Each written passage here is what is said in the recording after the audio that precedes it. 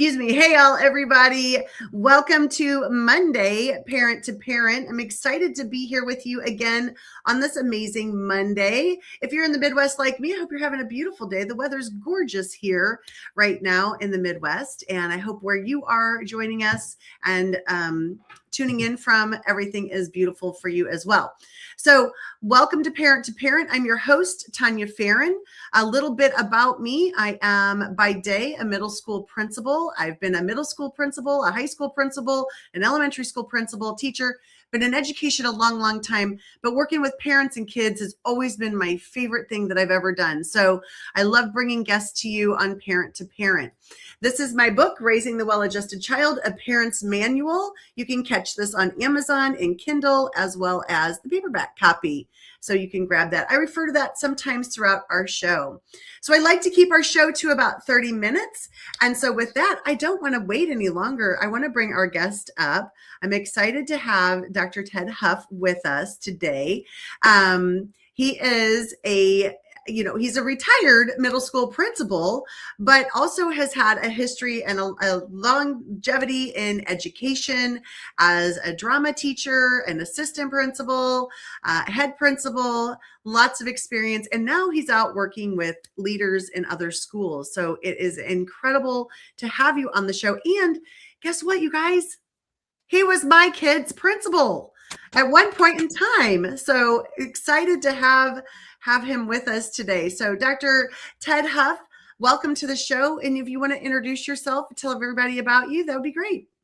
Absolutely, Dr. Farran. Thank you so much for having me here. And yes, Dr. Farran and I go way back. She has two incredible daughters, and I enjoyed having them in my middle school just a few years ago. Oh, yeah. So, just a couple. So a little bit about myself. So Debbie and I are three sons.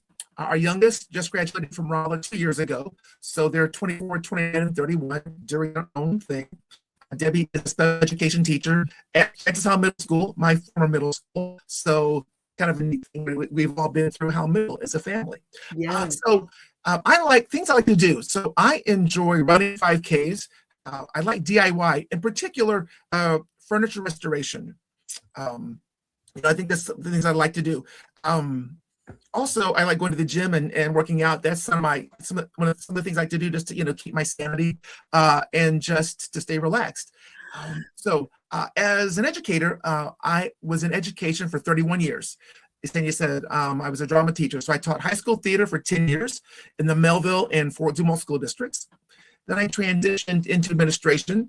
And my first 8 years, I was in Fort Zumwalt at North Middle School for 3. Then I opened West Middle School, and I was there for 5. Then I transitioned to Francis Howell School District, where I was an AP at Francis Howell Middle School for 6 years. And then my last 7, I was the building principal. And I just love my time at Howell Middle and with Francis Howell. I would trade any of those years for the world. And then, so in 2019, I retired. Now I call it semi-retired. So Dr. John Waters, who was a friend of mine, he invited me to join the team at Education Plus and the St. Louis RPDC. So my first 2 years in retirement, I worked with something called Districts of Continuous Improvement. That grant allowed us to work with school districts on student achievement.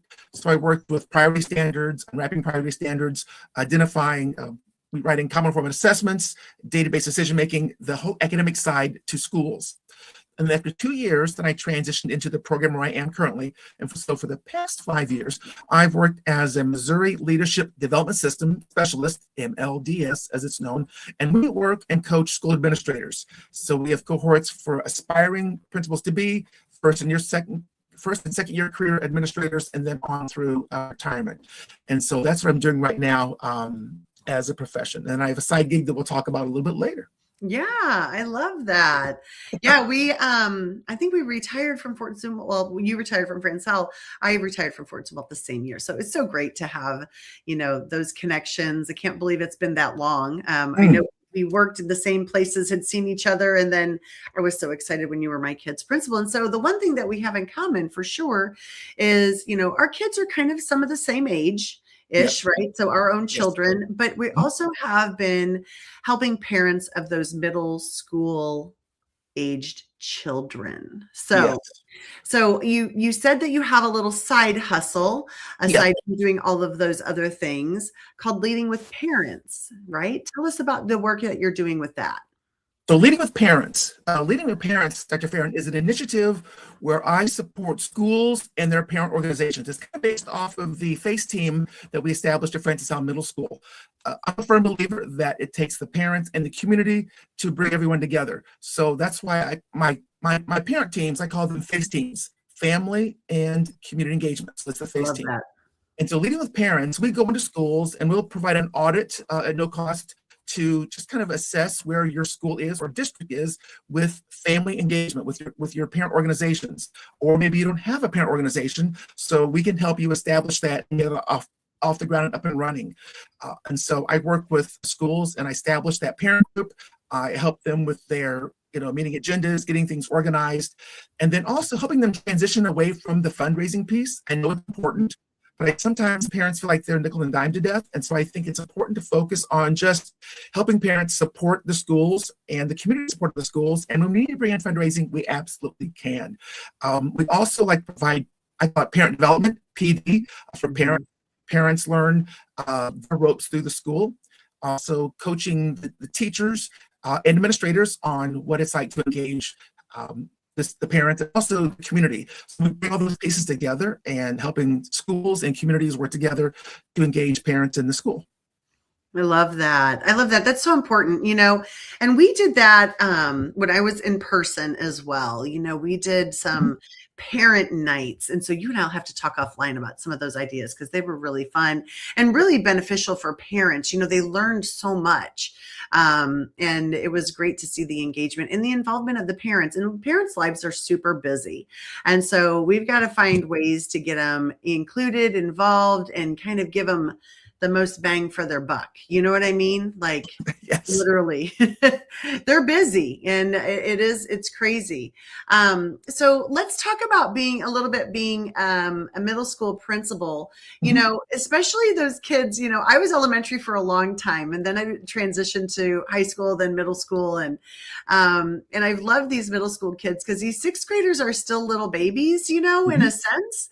However, sometimes parents are going to maybe notice that maybe the student has changed their personality some. Like they have been met with, where did my sweet little elementary kiddo go? Yes. And now I have this moody sixth grader that doesn't want me to drop them off or have lunch with them or things like that. So how do you talk to families about that or, help support parents with that? Absolutely. So Dr. Farran, that is a huge, important question. So each spring we would have our rising sixth grade parent night. And so we'd invite the parents in and I would always talk to them about you're about to enter a new journey with your child and things are going to change. And, it's different here at the middle school. And I talk to them, I kind of start off with the whole dismissal. I tell them that we don't check IDs and check cars to make sure kids are in the right cars. I said, when the bell rings, our kids go to the buses, our walkers wait, and then our car riders, they walk out and get in cars. And I wave and they get in the cars and they go. And they're like, what? I said, okay, it's a little less structured for dismissal. So just know that in my years, everyone's made it home safely, but that's their independence of going to the bus, walking, or getting into the car, and they're all good. And so I tell them that it's a little different. The structure is different. We have the passing periods where they are on their own, and we have multi-grade level lunches, so sixth graders with eighth graders. And so we talk about how the culture was developed so that they're okay. So the moody sixth graders. So I'm going to use my Brady Bunch analogy with you on this one, Dr. Farran. So we all know that Jan was the middle daughter and Peter was the middle son. And, Jan and Peter fought for their own identity. I remember the episode where Jan bought the black wig because she wanted her own identity and didn't want to be blonde. Yes. And then Peter was doing the pork chops and applesauce with his voice, trying to, determine who they are. So I tell parents, you're going to have Jan and Peter with you for a while because they're trying to figure out where they are. They're caught in the middle. Right? They're not in that very comfortable elementary world, and they're not at the high school where they know they're moving on to, post-high school careers. They're in the middle school. They're going to find themselves. They're going to learn their journey. So know that they're going to be a little moody, and that's the way it is. A rival, they may give me a high five, And then third hour passing period, they're going to ignore me walking down the hallway. I'm like, what happened? And then sixth hour, they rush to me to tell me what happened in class. So just know that their hormones are changing and they're changing. And 1 minute they love you, and the next minute they're crying. And so that's just that middle. But then by eighth grade, they're kind of getting it together. They're a little more mature. And by eighth grade, they are ready to leave middle school. And we're ready to let them kind of move and move on to high school. So that's kind of your sixth graders. They're gonna change. They're gonna be a little bit different. So it's okay. And we want parents in school.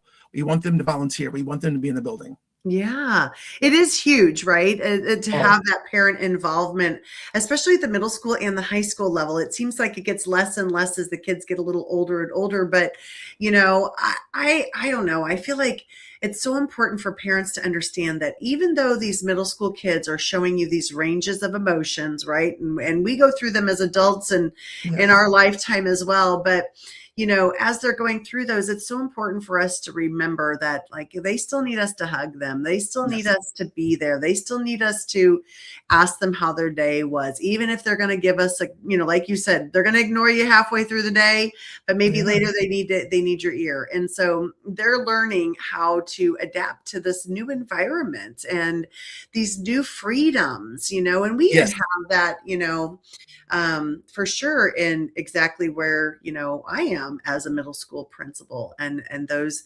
kids, just the freedom is just different, It is. And they say they don't need you, but this is when they need you the most. So when they say don't come to school, you go to school. Bring the pizza up for lunch for the kids, and maybe don't sit with them, but then maybe eventually you might be able to sit with them, or hang back or whatever. They want you there, but they don't want you there. So it's a really delicate balance with the middle level child. So true. They want you there, but they don't want you there. Right. Yes. But if you don't go, they're like, why didn't you go? So err on the side of caution and go. Exactly. Go and tell them, I love you. I want to support you, and I think those words, I tell parents that a lot. Like, and one thing that I noticed from transitioning from elementary, then went to high school, then went to middle school. The kids, they all need the same thing. They need your care, your compassion, your concern, your guidance at every single age. Those high school kids still wanted their parents, to support them. These middle school kids want that support, that want that time. They want that attention.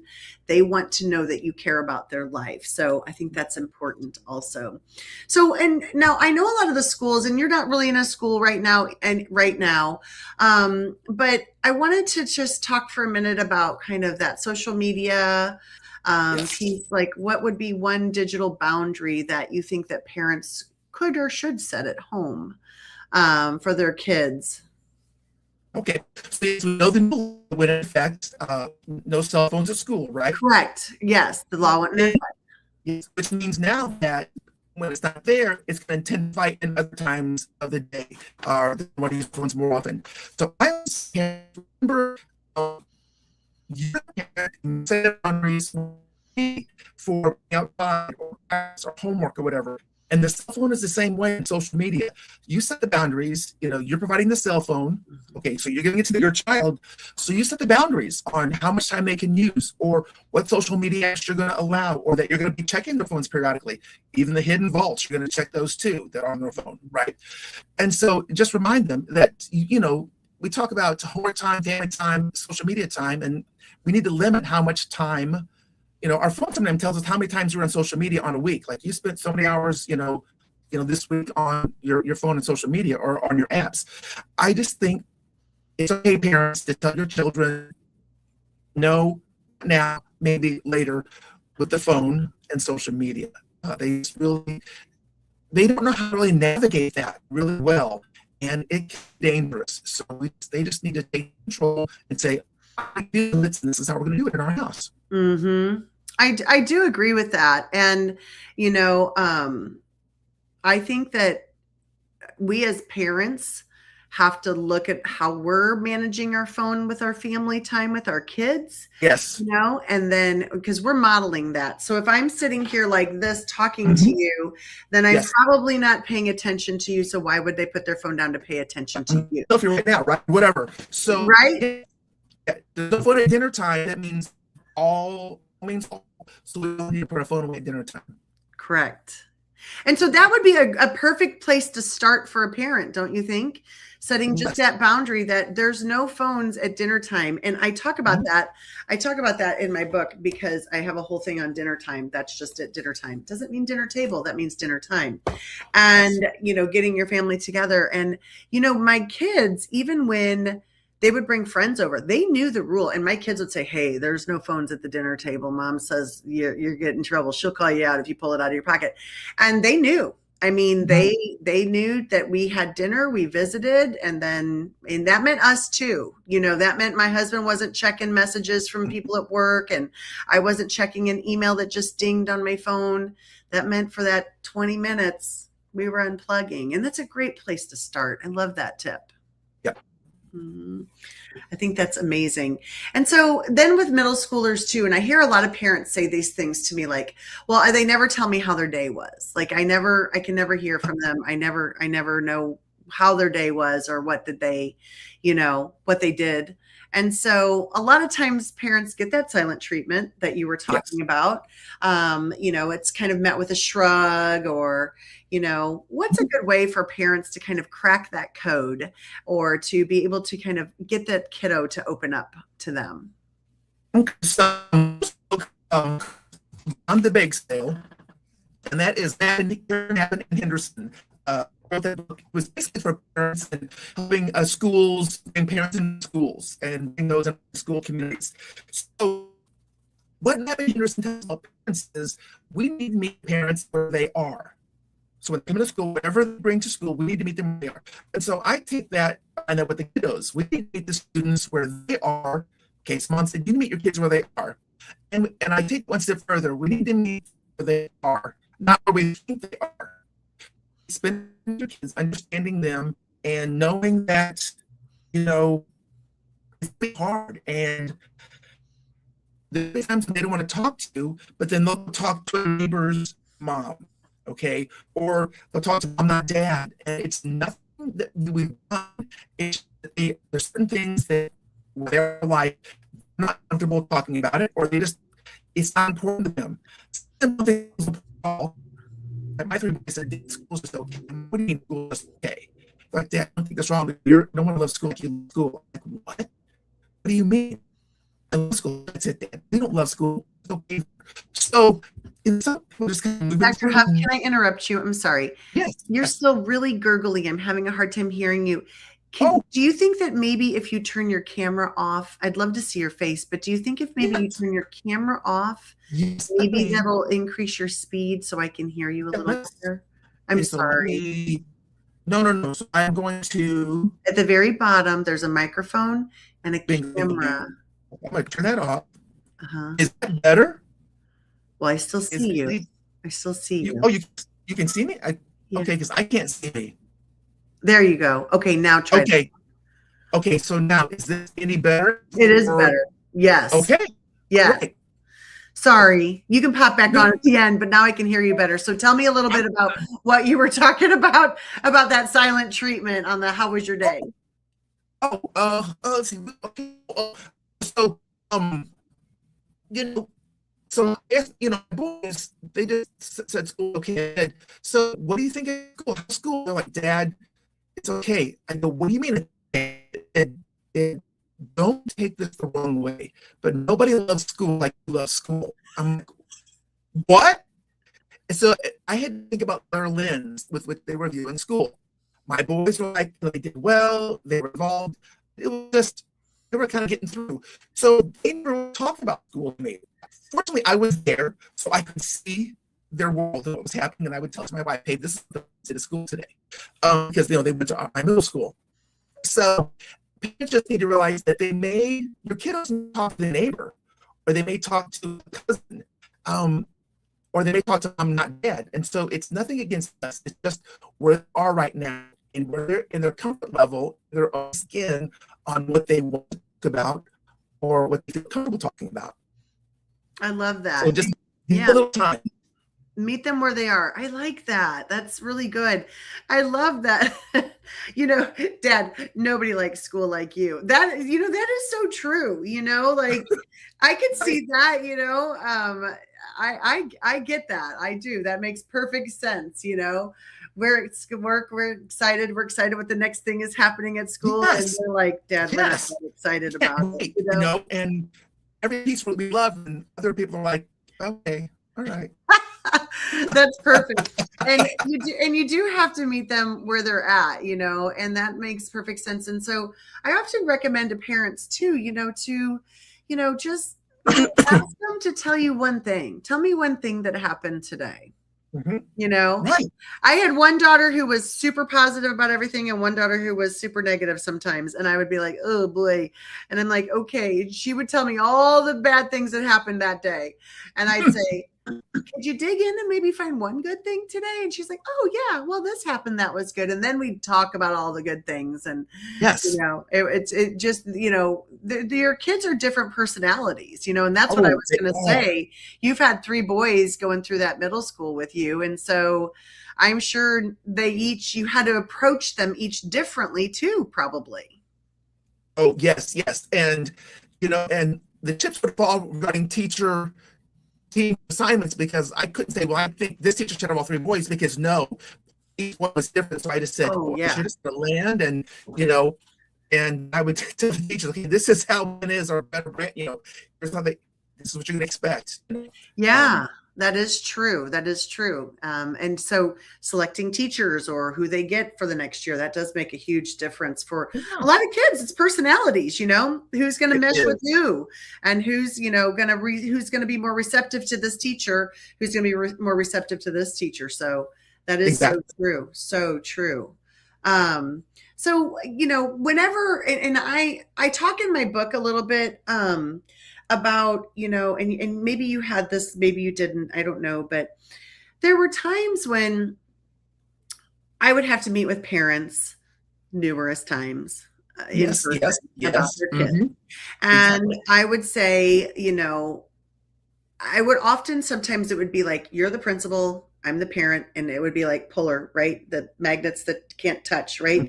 And once I'd finally be able to kind of say, like, I'm a mom too, and I know this is hard for you, and you're upset that you're up here again, and I get that, and and my kids aren't perfect, and and if I could break those walls down, right, then I could get these parents to talk to me, and we could get to the heart of what we needed to solve, right, for the student. That's the goal, was to improve the student's behavior. So, what's that partnership, or, what is maybe a tip or one thing that you wish every parent knew about walking into school? I hate the identification of the role, right? You're the principal. Yes. And now I'm in trouble because I'm the parent, but can we just work together and solve the problem? Exactly. So I'd always move away from my desk and to the table. I felt that was sort of a more neutral ground where we could sit. I also would say, remember, I would always tell this at the beginning of the year that, we have your child's best interest at heart. It may not look like that all the time, but please know that's where we are, and that's why we're here. And when I would meet with parents, and it might be a sticky situation, I would always ask them, what are your hopes? I open up with, what are your hopes and dreams for your child? I'm like, what? I said, what are your hopes and dreams? And so they would tell me what their hopes and dreams are, and I'd write it down. I'd say, okay, I hear you saying this. I'd repeat back, this is what you want for your child. Okay. I'd say, great. I said, I want that too. So I keep that aside. I said, I'm going to keep this with me. And whenever I meet with Billy, I'm going to go back to this. I'm going to refer to this, and I'm going to make sure that I'm helping Billy achieve some of your hopes and dreams that you have for him. And I tell parents that, remember, your child's human, and humans make mistakes. And sometimes, and I said, okay, now our kiddos, and I don't want to get too technical with them, but I tell them, okay, our prefrontal cortex, guys, is not fully developed until much, much later. And for boys, it's even much later than girls. And I said, that's where that higher executive functioning takes place. So when your son's walking down the hallway and he throws his books over the railing and it hits a kid below, and I say, why did you do that? And he goes, I don't know, the railing was there. Okay, they're being honest. Right. Or they might say, I don't know. Or they might say, I did it because I don't like him. Okay. But if they say, I don't know, sometimes, Tanya, they're saying, I don't know. I just did it. Okay. And Amy Johnson used to say, your brain is like a piece of Swiss cheese. in middle school. So if what you're thinking about doing, if it hits the solid part of the cheese and bounces back, you're good as gold. But if your thought goes through that hole in the cheese, your backpack is going over the railing and landing on Joe down below. I love that. Stop it, right? I said, Amy, I love that analogy. So their brain is Swiss cheese. And so sometimes they're going to do things. And I said, guys, I tell parents, this is not a reflection on you. It's a reflection. It's them growing and learning, because we learn by mistakes. And I said, middle school is a time to have some oopsies, all right? Because we can work through it. We have our restorative practices. We can do things to help them, and get back on the track. And I always tell them that, and I tell the kids this, I said, once we take care of this situation, and I call you in the hallway next week, I'm not saying, oh, hey, Joe, oh, you threw the backpack over the railing. I'm like, hey, Joe, you're just Joe. I said, guys, I'm too old to have all these things in my head to hold on tight to. So I kind of forget. I tell parents that, I said, I don't remember those things, because they need the benefit of the doubt. Of course, the last time we talked from the kid's perspective is he put me in detention, or we had a conversation. Correct. And that's their most recent memory. So I always tell them, you need to forget that, because I'm not thinking about that at all. Right. And so that's what's, yeah. Yeah, I know what you mean. And I love that. I love that analogy that Amy Johnson, I loved her. She was great too. When we went through there too. Exactly. It's really great.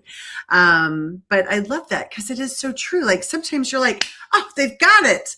They know the rule. They know what the expectation is. They've got it. And other times you're like, wow, they missed the whole thing, Yes. And so, that's a really great analogy, that their brains are like Swiss cheese at middle school age, Yes. and it is true. They're impulsive and they're excitable and they're young. And that's the thing that's hard too sometimes. I think, we know that kids just make mistakes. Like I always tell parents, like, their job is to test you. Like, they're supposed to say, well, Dad said I shouldn't go outside without shoes on, and it's freezing out, but I don't believe him, so I'm going to go do it. Oh, well, that's a natural consequence, isn't it? That your feet are freezing now. Right. Come back in and get your shoes on. And actually, I had one child who didn't ever want to wear a coat, and I said, well, you go stand outside for 5 minutes without a coat on, and then you let me know if you want to grab your coat. And it never failed. She'd come back in and go, oh, it's so cold out there. I'm like, yes, yes. Imagine if the bus broke down. Yes. Imagine if, right. And so we are there to be that prefrontal cortex for them and guide them. And parents, I guess my message that I want to make sure they understand is that we're here to help guide them too, and to guide you in your parenting journey. This may be your 10th time of having a middle schooler, but it may be your first time having a middle schooler, or it may be your first time with this child. And as we said before, they're all different. So, oh my gosh, we could go on and on about this topic, right? Yeah, absolutely. I know. So what 3 tips can you give parents of middle schoolers that they can take away and use right now? Okay, so moms and dads, remember, this is a transitional time for them. Okay, so they'll talk with you, but not when you expect it. So if they grab you at 10 o'clock at night and say, I need to talk to you, put that down, or don't go to bed or whatever, and just listen to them. So when you least expect it, but this is a transition. This is a learning time for them. They are in uncharted waters also. So they're just exploring, trying to figure things out. So know that. 2 is be involved. You can join the parent group. You can volunteer for a field trip. You can be a guest speaker. You can go in and do the reading with them, but just volunteer before school, after school, during school, whenever your time allows. Let the school know that you want to be involved, because then they will see you as an involved parent, and they will get to know you on multiple levels. And that's very helpful when we know parents as human beings, as individuals. And then as a parent, you get to know the school more, and you get to know and understand things and the nuances, and realize that all kinds of things go on, at the middle school. And then finally, the academic component is different at the middle school than it is at the elementary school. You're getting solid grades, not credits. But however, when you get to 8th grade, you can take high school credit courses. So studying and the homework patterns early because when they get to 8th grade and they take that Spanish class for high school credit, and if they happen to get a D in that high school Spanish class, that's a D on their transcripts. Yeah. Okay. And you don't retake a D. Okay. So now there's a D on the high school transcripts.